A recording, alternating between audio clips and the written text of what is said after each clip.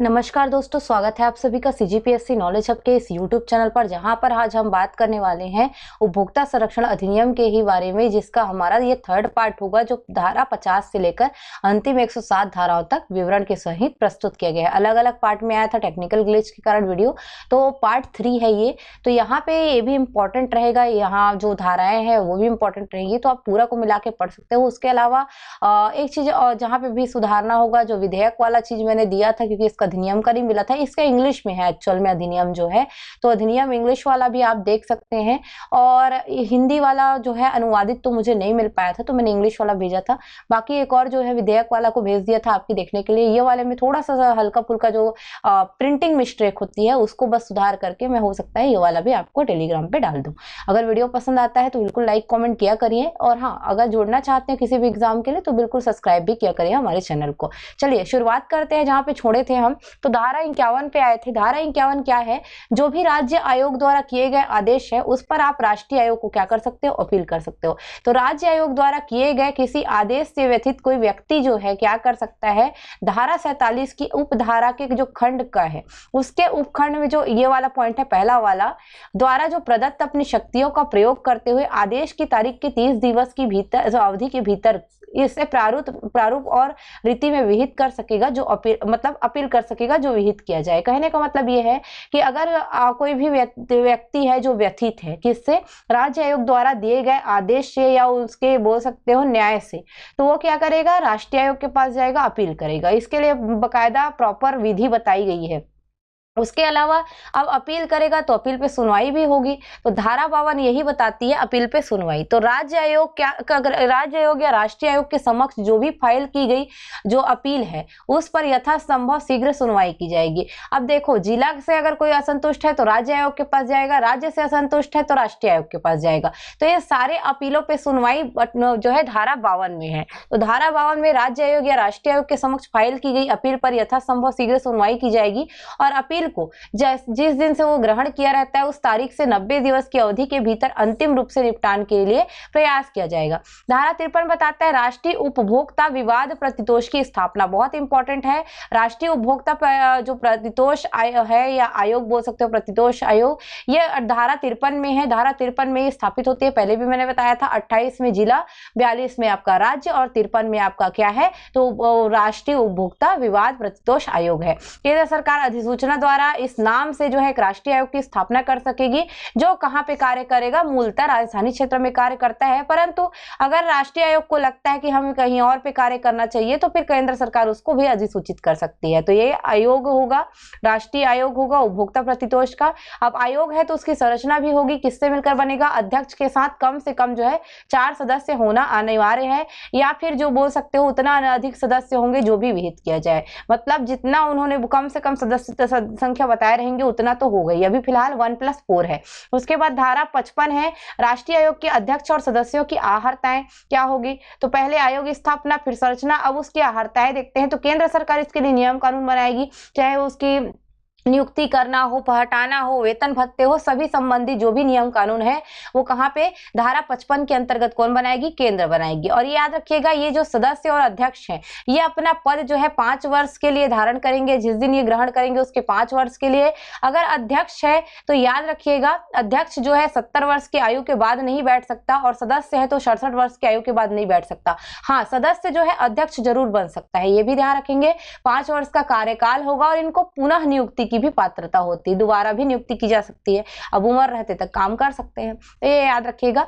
जो आपका 53, 54, 55 इंपॉर्टेंट धाराएं हैं। 56 उतना खास नहीं है। संक्रमणकालीन उपबंध दिए गए हैं कि पहले के जो उपबंध है उस पर क्या प्रभाव पड़ेगा? कोई प्रभाव नहीं पड़ता है, क्योंकि ये जो है ज्यादातर उसको प्रतिस्थापित नहीं करता है। उसके बाद धारा 57 है, राष्ट्रीय आयोग के अन्य अधिकारी कर्मचारी वही लिपिक क्या होंगे, इन सब के बारे में दिया रहता है, तो भी उतना खास नहीं है। आओ यहाँ पे डायरेक्ट कहाँ पे? तो धारा 58 पे आओ। 53, 54, 55 के बाद सीधा धारा 58 जो है आपके काम का है, वो है राष्ट्रीय आयोग की अधिकारिता, किस क्षेत्र में वो काम करेगा। तो अधिनियम के अन्य उपबंधों के अधीन रहते हुए जो राष्ट्रीय आयोग है उनको अलग अलग प्रकार की अधिकारिता होती है। मैं डायरेक्ट प्रावधानों पे जा रही हूँ, पॉइंट टू पॉइंट लिखा हुआ है, उसको देखिएगा। थोड़ा सा वर्ड फॉन्ट में दिक्कत हुआ है, ये पीडीएफ से मैं पढ़ा रही हूँ तो दिक्कत कर दिया है थोड़ा सा। उन परिवादों को ग्रहण करना जिनमें प्रतिफल के रूप में संदत्त माल या सेवाओं का मूल्य 10 करोड़ रुपए से अधिक है, उस पर काम करेगा।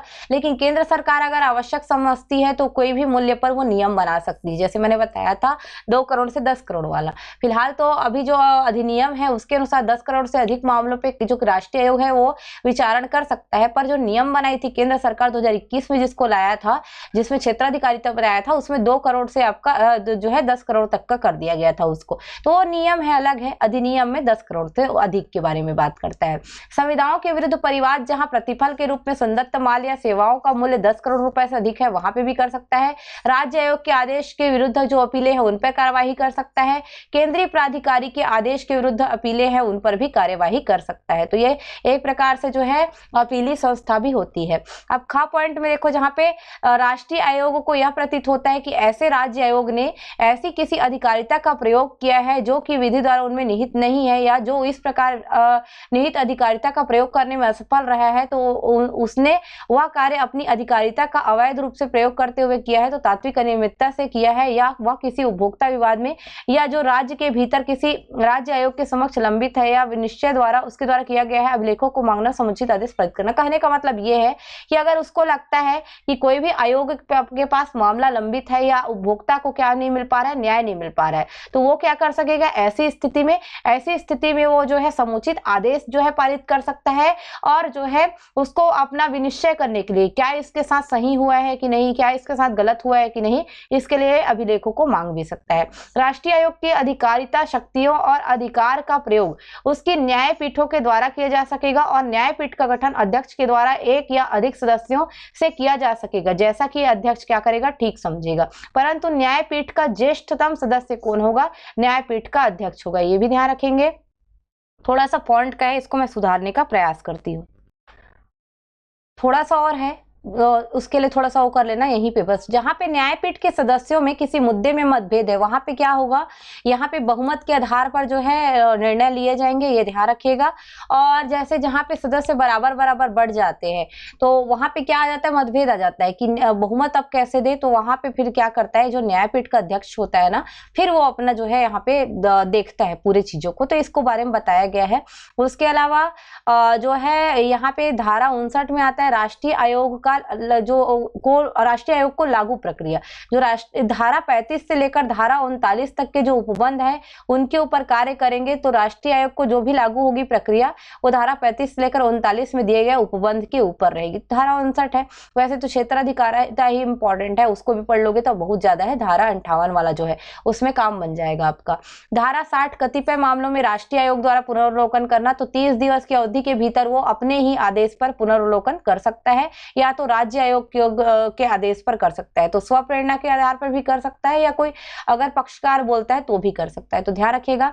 उसके अलावा धारा 61 एक पक्षी आदेशों को अपास्त करने की शक्ति है। जहां पे उसको लगता है कि एक पक्षी आदेश दे दिया है तो फिर उसको अपास्त कर सकता है। मामलों का अंतरण, राष्ट्रीय आयोग जो 62 में बताता है मामलों का अंतरण करना। राष्ट्रीय आयोग परिवादी के आवेदन से स्वप्रेरणा से न्याय के लिए किसी भी प्रक्रम में एक राज्य के भीतर जिला आयोग के अंतर्गत लंबित मामलों को किसी अन्य राज्य के जिला आयोग को दे सकता है, या राज्य आयोग के अंतर्गत लंबित मामलों को किसी अन्य राज्य को अंतरित कर सकता है। इसी को बोलते हैं मामलों का अंतरण। मतलब जिला में अगर कोई मामला लंबित है तो अन्य राज्य के किसी जिला को दे देगा, राज्य में लंबित है तो किसी अन्य राज्य को दे देगा। धारा 63 क्या आता है, धारा 63 बोलता है राष्ट्रीय आयोग के अध्यक्ष का पद रिक्ति की जो अवस्था है उसमें क्या होगा। 62 में क्या किया गया, उसको एक प्रकार से जो मतलब एक ट्रांसफर कर दिया था अपने केस को। धारा 63 में अब क्या बोलेगा, अध्यक्ष के पद रिक्त हो गया तो क्या होगा, तो जब राष्ट्रीय आयोग के अध्यक्ष का पद रिक्त हो जाए तब ऐसे पद को धारण करने वाला व्यक्ति अनुपस्थिति के कारण या अन्यथा अपने पद के कर्तव्यों पे पालन करने में असमर्थ है, तब ऐसी स्थिति में क्या होगा, कर्तव्य राज्य आयोग के ज्येष्ठतम सदस्य द्वारा निष्पादित किए जाएंगे। कहा जाता है कि अगर राष्ट्रीय जो आपका आयोग है कि उसके अध्यक्ष का पद रिक्त है तो यहाँ पे फिर राज्य आयोग के ज्येष्ठतम सदस्य द्वारा फिर निष्पादित किए जाएंगे ये कार्य जो है। चलिए आते हैं धारा 64 में रिक्तियों या नियुक्तियों में त्रुटि का से जो है आदेशों का अविधिमान्य होना। मतलब अगर कोई भी रिक्तियां थी, नियुक्तियां थी, उसमें कोई त्रुटि हुआ या मान लीजिए नियुक्ति कर ली है किसी गलत सदस्य की और उन्होंने कोई आदेश दिया है तो आप उसको अविधिमान्य करार नहीं दे सकते। धारा 64 ये शक्ति देती है कि जो भी आयोग ने जो भी नियुक्ति रिक्तियां की है अगर उसमें कोई त्रुटि होता है तो उसके कार्यवाहियों का अविधिमान्य नहीं किया जाएगा, उसकी कार्यवाहियां विधिमान्य ही रहेंगी। सूचना की तामील दी गई है 65 में, कोई काम का नहीं होता है ज्यादा। धारा 66 राष्ट्रीय आयोग तथा राज्य आयोग के को विशेषज्ञों की सहायता। विशेषज्ञ आपको पता होगा अलग अलग सेक्टर के रहते हैं, वो सहायता करते थे। विशेषज्ञों के बारे में धारा 65 में बताया 66 में बताया गया, धारा 66 में कि वो जो है आयोगों को क्या करेंगे, सहायता देंगे। आते हैं धारा 67 जो काम का है। राज्य आयोग के जो राष्ट्रीय आयोग के आदेश के विरुद्ध अपील, ये कैसे हो सकती है?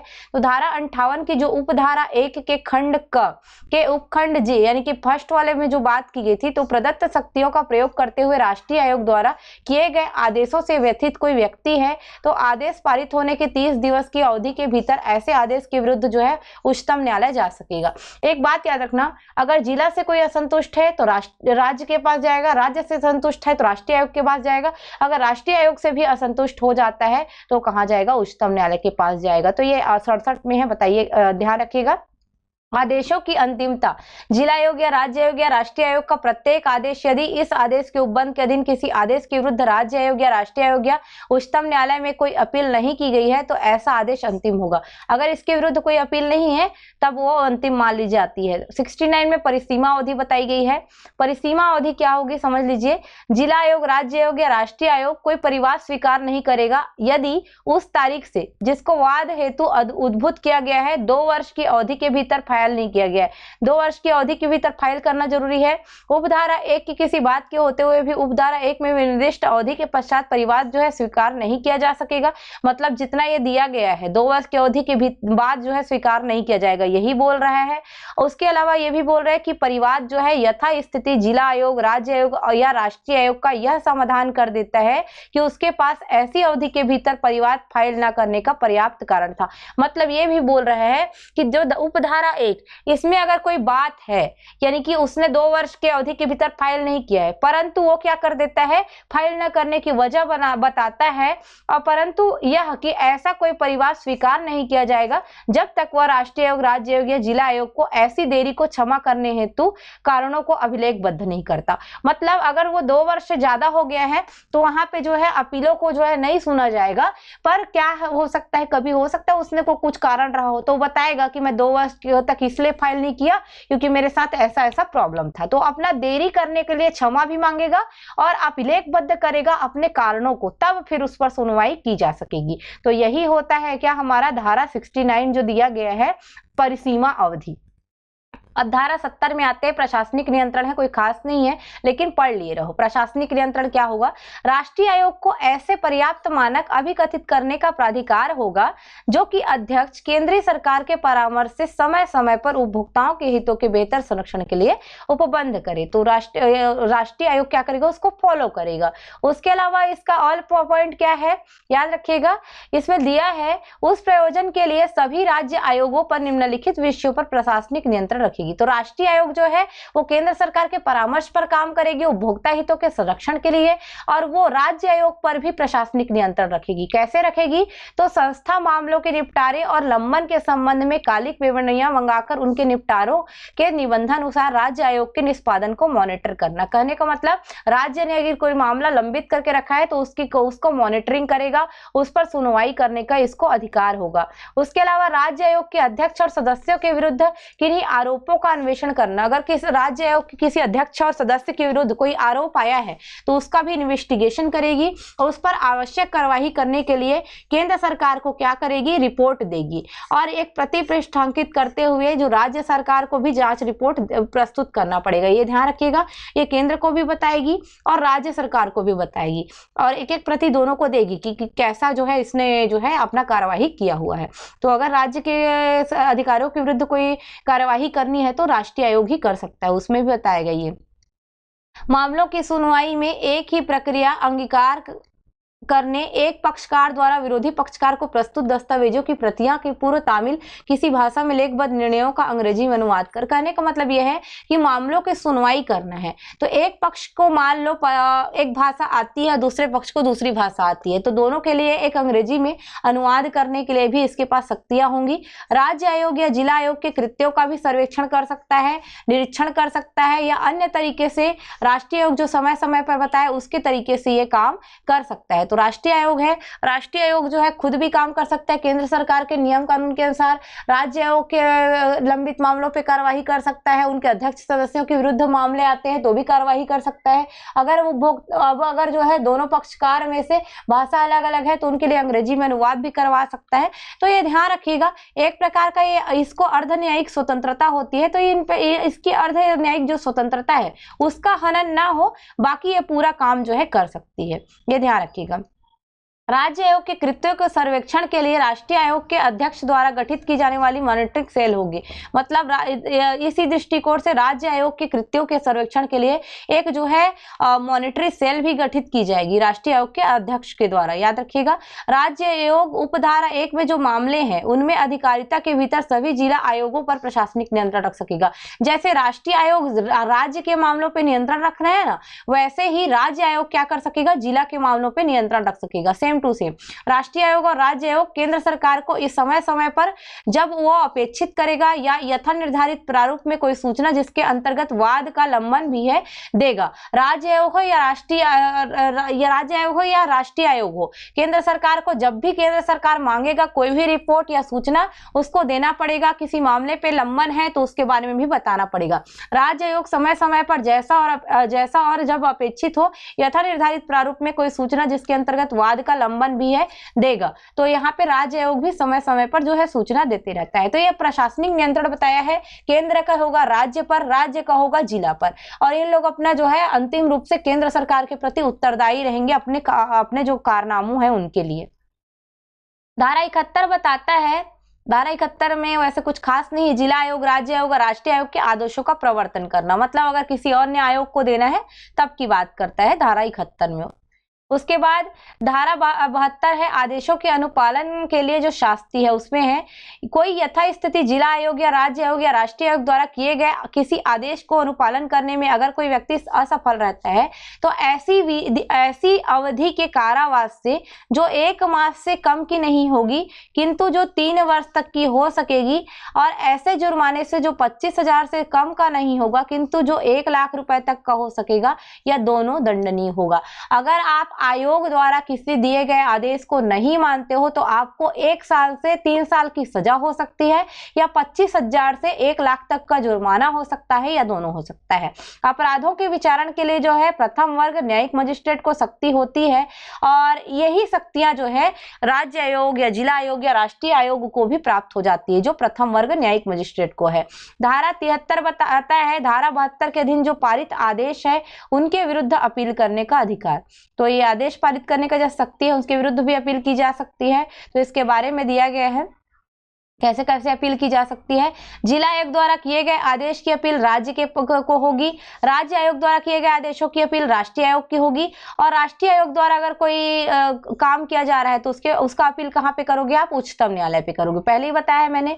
उपधारा 1 यानी कि इसके अधीन रहते हुए बोल रहे हैं उपधारा 1 के अधीन के सिवाय, मतलब इसको छोड़कर बोल रहे हैं, जिला आयोग या राज्य आयोग या राष्ट्रीय आयोग के किसी आदेश की अपील किसी न्यायालय में नहीं की जा सकेगी। मतलब ऐसा है कि जितना उपधारा 1 में ये जो बता रहा है ना, ये जो आदेश है, जो भी मामलों पे कार्यवाही हो रही है, इसका आदेश है धारा 73 की जब बात करता है, तो जब इन लोग जो है किसी उपभोक्ता के पक्ष में फैसला दे रहेंगे तब इस प्रकार से जो है आप हायरार्की में आवेदन कर सकते हो या फिर अपील कर सकते हो। इसके सिवाय इस उपबंध 1 में जो भी बातें रहेंगी उनको छोड़कर आप किसी भी न्यायालय में नहीं जा सकते किसी भी आयोग के खिलाफ। इस धारा के अधीन प्रत्येक अपील यथास्थिति जिला आयोग राज्य आयोग के आदेश की तारीख के 30 दिवस के भीतर ही की जाएगी। मतलब 30 आयोग जिला आयोग और राज्य आयोग के आदेश, मतलब यहाँ पे एक और लिख लेना आयोग मतलब केंद्रीय आयोग, तो इनके जो भी आदेश रहेंगे उनके 30 दिवस के भीतर ही क्या कर सकते हैं, अपील कर सकते हैं। तो ये भी ध्यान रखिएगा।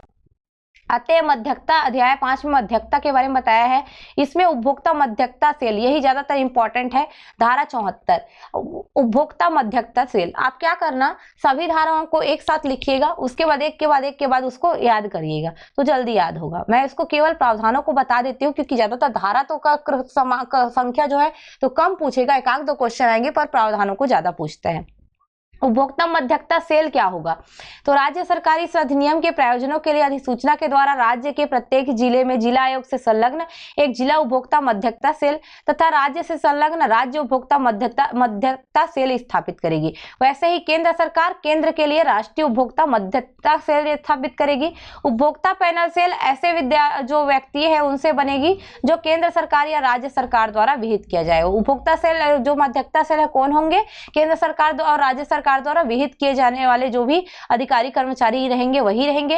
प्रत्येक उपभोक्ता मध्यस्थता सेल पैनलीकृत मध्यस्थों की सूची रखेगा, सेल द्वारा निपटाए गए मामलों की सूची रहेगा, कार्यवाहियों का अभिलेख रखेगा, जो भी जानकारी निर्दिष्ट किया गया है सभी के नियमों कानून की जो रखेगा, ये याद रखेगा। दैनिक आधार पर यह डेटा रखेगा और यथा स्थिति राज्य सरकार अथवा केंद्रीय सरकार को अपनी मासिक रिपोर्ट जो है प्रस्तुत करेगा। तो मध्यस्थता सेल क्या करेगा, अपना जो केंद्र सरकार या राज्य सरकार को अपना रिपोर्ट जो है मासिक रिपोर्ट प्रस्तुत करेगा। उसके अलावा प्रत्येक उपभोक्ता जो मध्यस्थता सेल है विनियमों द्वारा विनिर्दिष्ट रीति में जिला आयोग, राज्य आयोग या राष्ट्रीय आयोग जिससे यह संबद्ध रहेगा उसको त्रैमासिक रिपोर्ट भी प्रस्तुत करेगा। जो बाकी चीजें हैं मध्यस्थता जो हो रहे हैं उस पर मासिक रिपोर्ट तो देगा ही देगा, उसके अलावा त्रैमासिक रिपोर्ट भी देगा ही। उसके वाला मध्यस्थों का पैनलीकरण दिया है। मध्यस्थता के प्रयोजन के लिए यथा स्थिति आयोग या राज्य आयोग या जिला आयोग या उस आयोग का अध्यक्ष या सदस्य मिलकर बनी चयन समिति के सिफारिश पर इससे संबद्ध उपभोक्ता मध्यस्थता सेल द्वारा रखे जाने वाले मध्यस्थों में से एक पैनल तैयार करेगा। मध्यस्थों का पैनल मतलब राज्य आयोग, जिला आयोग और आयोग, यहाँ जो है ये इनके द्वारा जो है इस आयोग के अध्यक्ष और सदस्यों द्वारा ही मिलकर जो है बनी एक चयन समिति होगी जो क्या करेगा, पैनल का गठन करेगा। तो अपने अपने लिए पैनल का गठन इन लोग जो है अध्यक्ष सदस्य मिलकर करते हैं। उसके अलावा आते हैं हम धारा 76 पैनलों के मध्यकों का नाम निर्देशन है, मतलब उनको आप नामित कर सकते हो। धारा 77 कतिपय तथ्यों को प्रकट करने के लिए मध्यस्थता का कर्तव्य। अब यहाँ पे ऐसा पूछ सकते हैं मध्यस्थता का कर्तव्य क्या है, ऐसा ही अधिनियम के अनुसार मध्यस्थता का कर्तव्य। धारा कम पूछेगा, प्रावधान ज्यादा पूछेगा। तो मध्यस्थता का क्या कर्तव्य हो गया, मध्यक लिखा है या मध्यस्थता, तो उपभोक्ता विवाद के परिणामों के बारे में किसी निजी वित्तीय यहाँ पे लिखा है दृष्टिक या वित्तीय हित का प्रकटन करना। उसके अलावा उन परिस्थितियों का प्रकटन करना जिससे उसकी स्वतंत्रता निष्पक्षता के बारे में न्यायोचित संकट उत्पन्न हो या ऐसे तथ्य जो विनियमों द्वारा निर्दिष्ट किया जाए। मतलब मध्यक का क्या कर्तव्य होगा, किसी निजी वित्तीय हित का प्रकटन करेगा, वो किसके बारे में, उपभोक्ता विवाद के परिणाम के बारे में, या परिस्थितियों को देखेगा जो कि उपभोक्ता की स्वतंत्रता या निष्पक्षता के बारे में क्या करेगा, शंका उत्पन्न करेगा। तो ये सारे जो है मध्यस्थता के क्या है एक प्रकार से दायित्व होते हैं। उसके अलावा मध्यस्थता के प्रक्रिया धारा 79 में है। 80 मध्यस्थता के माध्यम से निपटान है। 81 में निपटान को अभिलिखित करना है, आदेश को पारित करना है। तो ये सब चीजें पॉइंट दी हुई है, ये नॉर्मल पढ़ने के लिए आप पढ़ सकते हैं, पूरा इसका डिटेल आपको मिल जाएगा अध्यादेश वाले पॉइंट पे। जहां पे रॉन्ग लगेगा आपको वहां पे सुधार लेना। जैसे अभी कुछ टाइम पहले ना जो 1 वर्ष वाला था वो वहां पे 3 वर्ष दे दिया था, उसको सुधार लेना बस। चलिए उत्पाद दायित्व तो इंग्लिश वाला को देख लेना, समझ में आ जाएगा। जहां पे सुधारने का बोल रही हूं मैं, थोड़ा देर पहले जो था 1 वर्ष वाला था ना जो आपका जो 25,000 से 1 लाख था, उसमें क्या है 3 लाख लिख दिया है, तो 25,000 से 1 लाख उसमें भी कर लेना आप, अध्यादेश वाले में पढ़ोगे तो बाकी चीजें सेम रहेगी। चलिए अध्याय 6 पे आते हैं, उत्पाद दायित्व। ये आपका इंपॉर्टेंट है, इस अध्याय का लागू होना। अध्याय उत्पाद विनिर्माता द्वारा विनिर्मित उत्पाद सेवा प्रदाता तथा जो है स्वीज की गई, यह उत्पाद विक्रेता द्वारा विक्रय किए गए किसी त्रुटिपूर्ण उत्पाद द्वारा कारित हानि के लिए परिवादी द्वारा उत्पाद कार्यवाही के प्रतिकार के लिए प्रत्येक दावे को लागू होगा।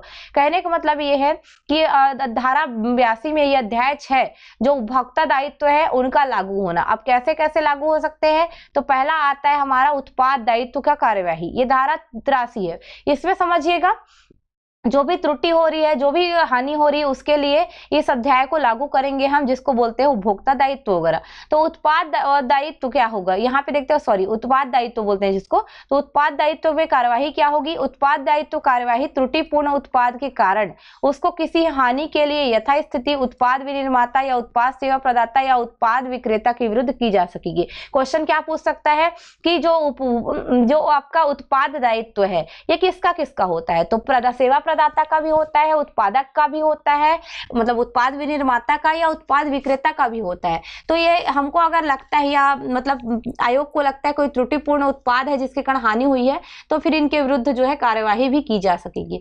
अब उत्पाद विनिर्माता का दायित्व किस में है, तो 84 में। देखिए 83 में क्या है, उनके जो दायित्व है या उनके ऊपर जो परिवाद है वो दाखिल किए जा सकते हैं। कैसी स्थिति में, जो आपका एक प्रकार से उत्पाद दायित्व की स्थिति, मतलब कोई त्रुटि किया गया है तो उनके विरुद्ध परिवाद दाखिल कर सकते हैं। अब त्रुटि क्या की है, कैसे की है, कैसे पता चलेगा, उनके दायित्व को देखकर कि सामने वाले को दायित्व दिया गया था, उसने क्या किया है, पालन नहीं किया है। तो पहले देखते हैं उत्पाद का जो निर्माण करता है उसका दायित्व क्या है, विनिर्माता का। तो उत्पाद के विनिर्माण में त्रुटि है या उत्पादक डिजाइन में त्रुटि है या विनिर्माण विनिर्देशों से में जो है विचलन दिखाई दे रहा है, मतलब विनिर्माण में त्रुटि की गई है या उसके डिजाइन में त्रुटि है या विनिर्माण के जो दिशा निर्देश है उससे अलग दिखाई दे रहे हैं, उसमें वारंटी जो है दिया जाना है उसके अनुरूप नहीं है, या इस पे कुछ अनुचित या गलत प्रयोग करके हानि या चेतावनी को रोकने के लिए सही प्रयोग के पर्याप्त अनुदेशों को इसमें अंतर्विष्ट नहीं किया गया है, या ऐसा करने में असफल रहता है, तो फिर वो जो है कार्यवाही में दायी होगा। कहने का मतलब उत्पाद विनिर्माता का ये दायित्व है कि वो उपभोक्ता को सही दिशा प्रदान करने के लिए उस पर त्रुटि ना करे, उस पर जो भी चीजें दी गई है उसका पालन करे, और जो है उपभोक्ता को किसी प्रकार की अगर हानि होती है तो उसके लिए भी चेतावनी दे। जैसे देखिए ना डिस्क्लाइमर लिखा रहता है। तो अगर मान लो विनिर्माण में त्रुटि है, डिजाइन में त्रुटि है, कोई नियम कानून का पालन नहीं हुआ है, वारंटी गारंटी में त्रुटि है, या तो उपभोक्ता को कोई चेतावनी नहीं बताया गया है और ऐसा करने में असफल होता है, तो उत्पाद विनिर्माता के खिलाफ जो है कार्यवाही की जा सकती है। अब उत्पाद सेवा प्रदाता का भी दायित्व है, अगर वो नहीं पूरा करेगा तो क्या होगा, उसके खिलाफ कार्यवाही होगी। तो उत्पाद सेवा प्रदाता, उसके द्वारा प्रदान की गई सेवा त्रुटिपूर्ण या अनुचित या कमी वाली हो या अपर्याप्त हो या निष्पादन प्रकृति या रीति जो तत्समय प्रवृत्त किसी विधि द्वारा उसके अधीन या किसी संविदा के अनुसरण में अन्यथा प्रदान किए जाने के लिए अपेक्षित थी, या लोप या किया गया कोई ऐसा कार्य उपेक्षा या किसी सूचना को जानबूझकर छिपाया जिससे हानिकारित हो, या फिर सेवा प्रदाता ने किसी हानि को रोकने के लिए पर्याप्त अनुदेश या चेतावनी जारी नहीं किया हो, या फिर क्या बोल सकता है, सेवा अभिव्यक्त वारंटी या संविदा के निर्बंधन शर्तों के अनुरूप नहीं था।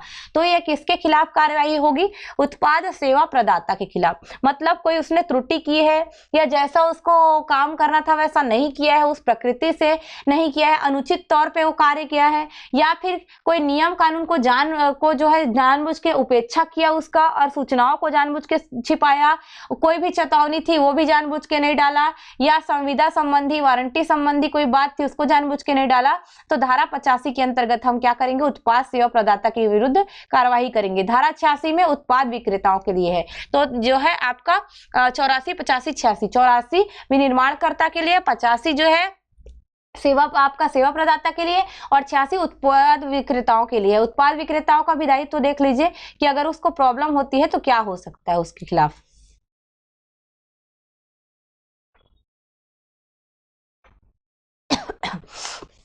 तो उनके दायित्वों को हम थोड़ा सा देख लेते हैं। जैसे यहाँ पे आपको दिख रहा होगा उत्पाद विक्रेता जो कि उत्पाद का निर्माण करता नहीं है, उत्पाद दायित्व कार्यवाही के लिए दायी होगा। मतलब जो विनिर्माण करता नहीं है, उत्पाद का केवल क्या है, विक्रेता है। तो उसके लिए क्या बात किया गया है, उत्पाद के डिजाइन, परीक्षण, विनिर्माण, पैकेजिंग तथा लेबलिंग के कारण उसको अगर उपभोक्ता को किसी हानि हुई है और इस पर जो है उत्पाद विक्रेता का जो है पूर्ण नियंत्रण है, साबुत नियंत्रण है, तो भी उसके खिलाफ कार्यवाही की जा सकती है।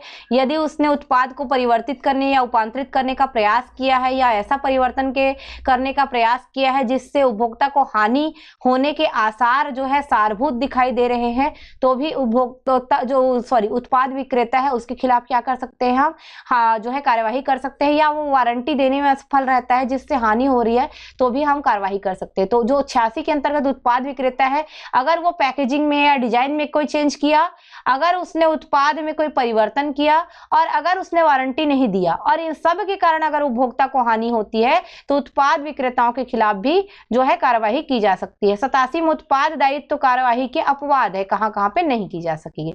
आते हैं अपराध और शास्तियां, जहां से बहुत क्वेश्चन आने की संभावना है। तो कार्यवाहियों के लिए में आता है अध्याय 7 है अपराध और शास्ति। धारा 28 केंद्रीय प्राधिकरण के अनुदेशों के अनुपालन के लिए शास्ति। अगर आपको धारा को याद करना है ना तो जो विधेयक वाला मैंने भेजा हुआ है टेलीग्राम पे उसको चेक करना, उसमें सामने में ही पूरे जो धाराएं है ना एक साथ दे दी गई, वहीं से पहले याद करो, प्रावधानों को एक बार पढ़ो, उसके बाद अगर जो बना तो ठीक है, वरना अन्यथा ज्यादा परेशान मत होना। धारा 88 बताती केंद्रीय प्राधिकरण के निर्देशों के अनुपालन के लिए क्या शास्ति है। जो कोई धारा 20 और 21 के अधीन जो केंद्रीय प्राधिकरण है उसके किसी निर्देश का अनुपालन करने में असफल रहते हैं तो ऐसी स्थिति में क्या होगा, 6 मास तक की जो है मतलब सजा हो सकेगी, कारावास, या ऐसा जुर्माना जो 20 लाख रुपए तक का है या दोनों दंडित किया जा सकेगा। अगर धारा 20-21 में जो केंद्रीय प्राधिकरण है उसके आदेश का उल्लंघन होता है तो 6 माह तक की सजा हो सकती है या 20 लाख रुपए तक का जुर्माना या दोनों हो सकता है। धारा 89 में बताया है मिथ्या या भ्रामक विज्ञापन अगर कोई व्यक्ति करता है तो उसके लिए क्या दंड है। कोई भी निर्माता या सेवा प्रदाता जो किए जाने वाले ऐसे मिथ्या या भ्रामक विज्ञापन कारित करवाता है जो उपभोक्ताओं के हित पर प्रतिकूल प्रभाव डाले तो वह ऐसी अवधि के कारावास के लिए जो 2 वर्ष का हो सकेगा और ऐसा जुर्माना जो 10 लाख रुपए तक का हो सकेगा दंडनीय होगा। मतलब 2 वर्ष तक का जो है उसको सजा हो सकती है, 10 लाख रुपए तक का जुर्माना लिया जा सकता है अगर उसने मिथ्या प्रचार किया हुआ है। उसके अलावा प्रत्येक पश्चवर्ती अपराध के लिए ऐसी अवधि के कारावास जो कि 5 वर्ष का होगा तथा ऐसा जुर्माना 50 लाख रुपए तक का हो सकेगा, इसके लिए भी दंडनीय होगा। कहने का मतलब ये है कि अगर कोई मिथ्या प्रचार करता है तो हम पहली बार में उसको सजा किसकी देंगे, 2 वर्ष की देंगे और उससे वसूलेंगे कितना, 10 लाख रुपए। लेकिन वो इसी काम को बार बार दोहराता है तो 5 साल का सजा देंगे उसको और 50 लाख रुपए जुर्माना देंगे। ये मिथ्या सूचना पे है, याद रखना। 89 88 पे क्या था आपका, निर्देशों के प्राधिकरण के निर्देशों के विरुद्ध में है, जब उसका विरोध करेगा तब क्या है आपका 6 मास तक की सजा, 20 लाख रुपए तक का जुर्माना। यहाँ पे आपका अलग है ना, दोनों को ध्यान रखना। 90 में क्या है, अपद्रव्य को अंतर्विष्ट करने वाले उपवादों के विक्रय या भंडारण, विकृत या वितरण या आयात के लिए विनिर्माण।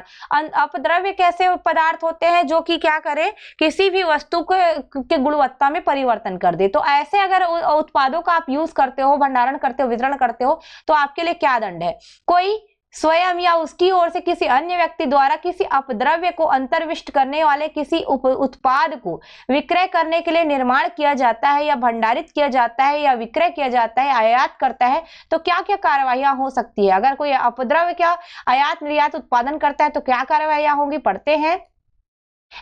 यदि ऐसे कार्य का परिणाम से उपभोक्ता को कोई क्षति होती है तो कारावास जो 6 माह तक का होगा या ऐसा जुर्माना जो 1 लाख रुपए तक का हो सकेगा दंडनीय होगा। यहाँ पे ही एक बार चेक करना ना कि अध्यादेश पे कुछ अलग तो नहीं लिखा है, क्योंकि अधिनियम जो इंग्लिश वाला है उसमें 1 लाख रुपए दिखा रहा था, मे भी यहीं पे है ना, एक बार सुधारना उसको अगर वो आपका अध्यादेश में गलती होगा। ये वाला जो मैं पढ़ा रही हूँ एकदम सही है, इससे अगर आप पढ़ोगे तो वहां पे आपको सुधारते बन जाएगा।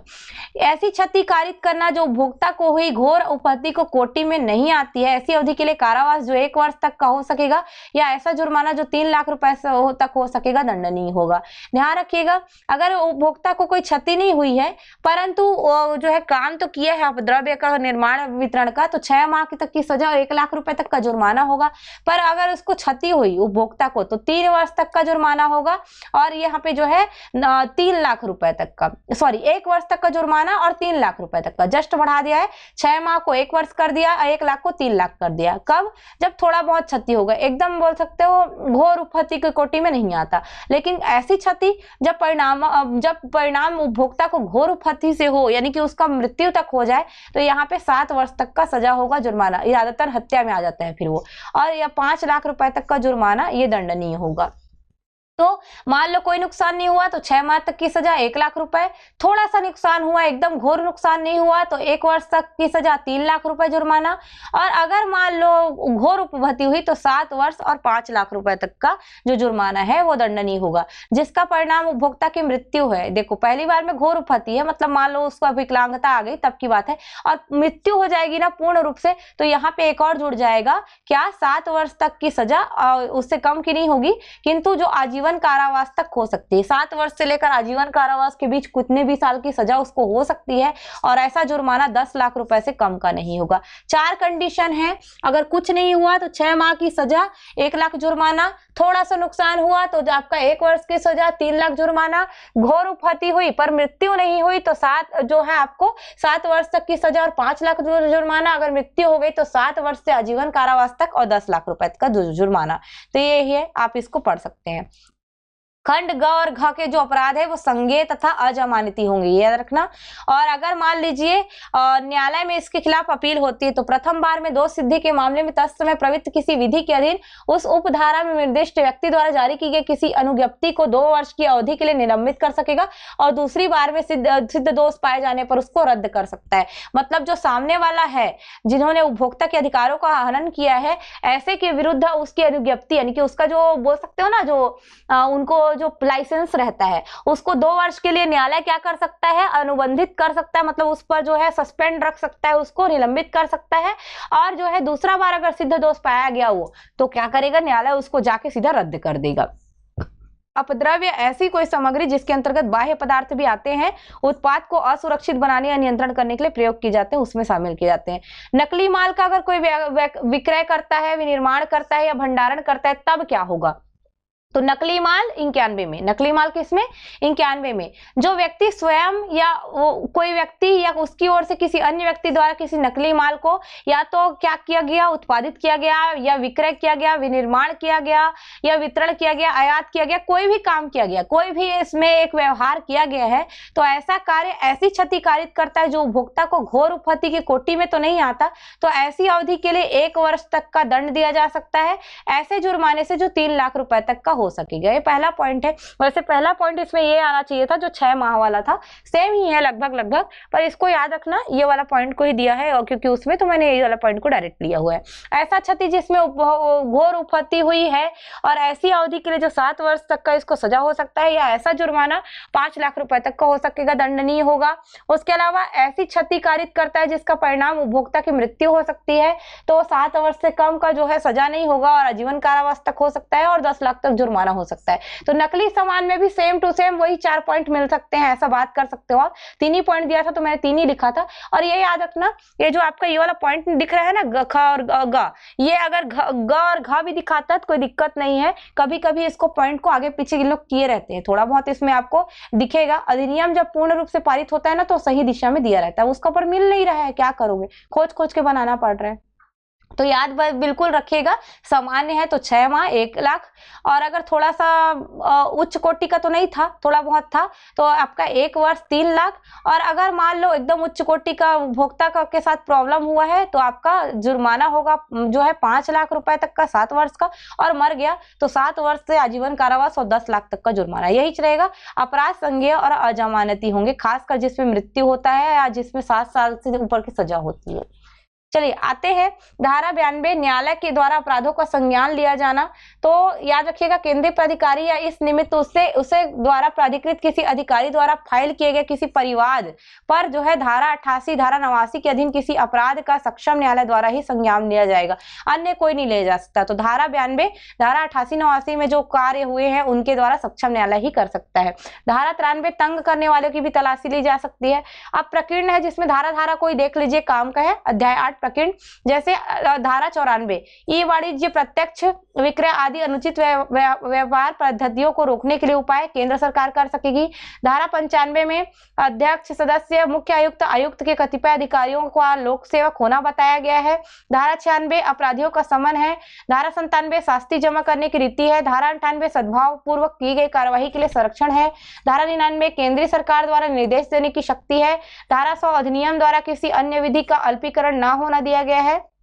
101 में केंद्र सरकार की नियम बनाने की शक्ति दी है। केंद्र सरकार जो सूचना द्वारा कर सकती है, जो अल्पीकरण बस मत करे किसी विधि का। राज्य सरकार के लिए 102, 101 में केंद्र सरकार, 102 में राज्य सरकार नियम बनाएंगे। बस ये पूर्वगामी किसी विधि का अल्पीकरण ना करे, इसका ध्यान रखेंगे। तो 101 केंद्र सरकार का सगुन, 102 राज्य सरकार का सगुन। 103 में राष्ट्रीय आयोग के विनियम बनाने की शक्ति है। आयोग क्या कर सकता है? विनियम बना सकता है केंद्र सरकार के अनुमोदन से। और 104 में केंद्रीय प्राधिकरण जो है विनियम बना सकता है केंद्र सरकार के अनुमोदन से। नियमों और विनियमों का संसद के प्रत्येक सदन के समक्ष रखा जाना। जो भी अधिनियम केंद्र सरकार बनाएगी वो क्या करेगी? जो है संसद के समक्ष रखेगी, ये ध्यान रखना। राज्य सरकार अगर नियम बनाती है तो फिर विधानमंडल के समक्ष रखती है, पर अगर केंद्र बनाती है, धारा के अधीन तो यही बोला गया कि केंद्र अगर कोई नियम बनाती है तो संसद के दोनों सदनों के समक्ष रखा जाएगा। कुल 30 दिवस के भीतर, अवधि के भीतर ऐसे जो नियम है उसको रखा जा सकता है, विनियम को रखा जा सकता है। कठिनाइयों को दूर करने की शक्ति, जो भी उपबंध कर सकते हैं लोग, कठिनाइयों को दूर करने के लिए वो करेंगे ताकि अधिनियम का सही ढंग से पालन हो। निरसन, ये देख लीजिए थोड़ा सा किसको किसको निरसित किया है। तो उपभोक्ता संरक्षण अधिनियम 1986 के जो धाराएं हैं वो इसके माध्यम से निरसित हो गए। इसके माध्यम से उपभोक्ता संरक्षण अधिनियम 2019 के माध्यम से। और इसमें याद रखना, जो उस समय उपभोक्ता संरक्षण अधिनियम 1986 में कोई कार्यवाहियां हुई थी तो उसको ये माना जाएगा कि अधिनियम जो 2019 है उसके तहत भी कार्यवाही है। ऐसा नहीं है कि 86 के तहत कार्यवाही हुई है तो नया अधिनियम में क्या करें, हम उसको हटा दें, ऐसा बिल्कुल नहीं है। उपभोक्ता संरक्षण अधिनियम 1986 को केवल रिप्लेस किया है, उसकी कार्यवाहियों को रिप्लेस नहीं किया है, ये भी ध्यान रखिएगा। और पूरा जो धाराएं हैं वो जो है दूसरे जो चल रहे नियम कानून पर प्रतिकूल प्रभाव डाले बिना ही लागू माने जाएंगे, ये पूरा मिलता है। तो प्रावधानों को ज्यादातर पढ़िएगा। धारा याद करना है तो आप बिल्कुल वहां से देख सकते हैं, डला हुआ है टेलीग्राम में, वहां से सामने से पृष्ठ से धारा याद कर लीजिएगा। लेकिन प्रावधानों को याद करना बहुत ज्यादा जरूरी है, प्रावधानों से क्वेश्चन आते हैं। पसंद आया होगा तो लाइक कर दीजिएगा, शेयर कर दीजिएगा। चलिए स्टॉप करते हैं इसको।